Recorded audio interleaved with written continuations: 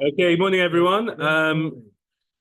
Stephen wasn't able to come this morning. He's got a bris, so that's nice. But in his absence, just want to welcome Rabbi Silverman back. Always really lovely to have you here and to hear from you. And no pressure, but we're looking forward.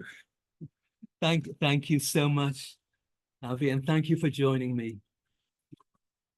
I'm going to talk a summary of the life of Naftali Tzvi Yehuda Berlin, who was known by his initial letters as Netziv.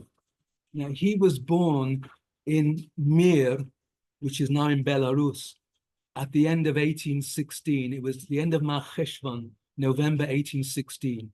He came from a prominent rabbinic family, the Berlins, and he entered Volozhin Yeshiva at the age of 11.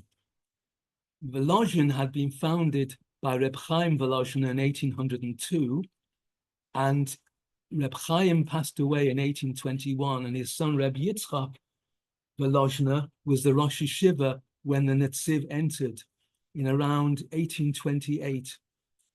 2 years after this youngster, Naftali Tzvi, entered the yeshiva, he became engaged to the Rosh Yeshiva's daughter, Reina Batya. And a year later, they were married. And at the age of 15, they had a son, Reb Chaim. As it happened, Reb Chaim lived to be 80 years of age. Now, I must point out that it might sound astonishing for two youngsters of age 15 to become parents, but apparently in the early 19th century, there were certain families like the Berlins and who themselves were prepared to look after the couple for many, many years. Naftali Tzvi Yehuda learned in the yeshiva for 15 years, solid, and then in 1847, his father-in-law, the Rosh Yeshiva, asked him to give shiurim at Volozhin. 2 years later, his father-in-law passed away, and the elder son-in-law, Eliezer Fried, he became the Rosh Yeshiva. But tragically, 4 years later, in 1853, he died in his early 40s, and at the age of 36, Naftali Tzvi Yehuda became the Rosh Yeshiva. And this lasted until the yeshiva closed. For 40 years, the Netziv was the Rosh Yeshiva of Volozhin. Now, he was like a surrogate father for the youngsters in the yeshiva. The numbers over the next 40 years varied between 100 and 350. But he looked after the boys. He made sure that they ate adequately and that they slept enough. He was not a believer. There were masmidim who wanted to learn day and night, but he felt that was wrong. They should have enough sleep as well as food so that they could learn properly. So he was a very good father, as it were, to the boys. He himself, Naftali Tzvi Yehuda, he gave a shir klali on Wednesdays, Thursdays, and Fridays. But after Shachrit each morning, he gave a shir on the Parsha of the week. And years later, those shiurim of his were published as Hamek Davar, and you can buy them now, the great commentary on the Chumash. Throughout the course of his 40 years, obviously questions came to him from all over Eastern Europe, including this country and the USA, and they were later published as Meshiv Davar. Okay, now, he himself, he entered the yeshiva so many times a day and twice during the night. He would come at night around about midnight and then at 4 or 5 o'clock in the morning to see the progress of the youngsters, to encourage them, to make sure they weren't overdoing it. And this went on throughout his whole time as the Rosh Yeshiva. During that time, there were problems with the government. And so he would go with delegations to St. Petersburg in order to intercede with the Tsarist government to make sure the conditions of the Jews were ameliorated and that there weren't harsh conditions against them, depended who the Tsar was. Under Nicholas, the times for the Jews were terrible.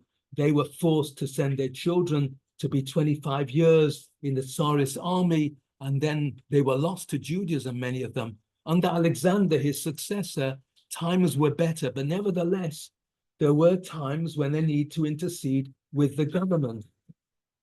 Let me just mention as well that there was a Hovevei Zion movement that began in the 1880s. This was the lovers of Zion, so that they could cultivate land in Eretz Yisrael, encourage people to settle there and to build up the land. And the Netziv was a great advocate of this movement. In fact, he wanted to go and settle there himself and end his life there. But the Rabbonim in Eastern Europe persuaded him to stay. They said, we can't manage without you. People like the Chofetz Chaim, they encouraged him. So he was persuaded. And so his life dream was not able to take place, and he stayed. I must mention as well that from the 1870s through the 1880s, there were maskilim and others who wanted secular studies being brought into the yeshiva. He, for many years, was able to make sure this not happen. And in the end, through persuasion, he agreed that there would be the teaching of the Russian language and a few of the sciences for maybe 2 or 3 hours a week, and that his brightest students, 50 of his brightest, would learn these topics, knowing that they would not be dissuaded and weaned away from their Judaism. This was not enough for those who were derogatory against the yeshiva and wanted it to be closed. And so, as the years went by, he was being persuaded more and more to bring more secular. He would not agree to secular studies into the yeshiva more than he had agreed to. What happened towards the end of his time there was that in 1892, it was a Shabbat of 1892, the inspectors came into the yeshiva and said everybody must leave, and he was the last one to go, and they locked the doors of the yeshiva. The yeshiva had been in existence for 90 years, but this is the tragedy that happened. It broke his heart. Everybody had to leave and go elsewhere, and he was the last one carried out. They locked the doors of the yeshiva, and he was taken with his family. Eventually, they came to Warsaw, to Warsaw. And in Warsaw, his health broke because his life had been the yeshiva. You can understand, his whole life had been the yeshiva of Volozhin, and now it was closed. In Warsaw, as I mentioned, he took ill, and he passed away on the 28th of this month, the 28th of Menachem Av. He passed away in Warsaw. And the Levi was held at the Warsaw Great Cemetery, the Jewish cemetery there. 40,000 people at a minute's notice came to the Levaya. Many hespedim, many eulogies were given in his honor and his memory, but the most tearful and the one that brought out the most memories of everybody was his son, Rabbi Chaim Berlin. He quoted the Midrash, and remember, it's the month of Av when the temples were destroyed. He said, excuse me, he said that when the Beit HaMikdash was about to go up in flames, the Pirchei Kahuna, the young Kohanim, went up to the top of the building with the key of the Beit HaMikdash in their hand, and they threw it heavenwards towards Hashem, and they said, we have no further use for this key. Please take it back. And Reb Chaim Berlin said similarly, he said, this Mikdash Ma'at of Volozhin has been shut permanently. My father was the key of the Volozhin yeshiva. When he saw the yeshiva shut, he felt there was no purpose in my life anymore. And so the key of Volozhin, my father, was taken away and given to God. And that's what happened. The Volozhin yeshiva ended. The life of Naftali Tzvi Yehuda Berlin was ended. He had thousands, you can imagine, in 40 years, he had thousands of disciples like Baruch Ber Leibovitz, who became the Rosh Yeshiva of Kamenetz, the son-in-law of the Chofetz Chaim, thousands of them who spread his teaching for the next generation and the generation after that. And so the famous Volozhny Yeshiva, which is called the mother of all the yeshivot as we know them today, closed down. But his memory has survived to this day. We still, as we are now, talking about the Netziv, and may his memory be an everlasting blessing. Thank you very much. Thank you. He was 76.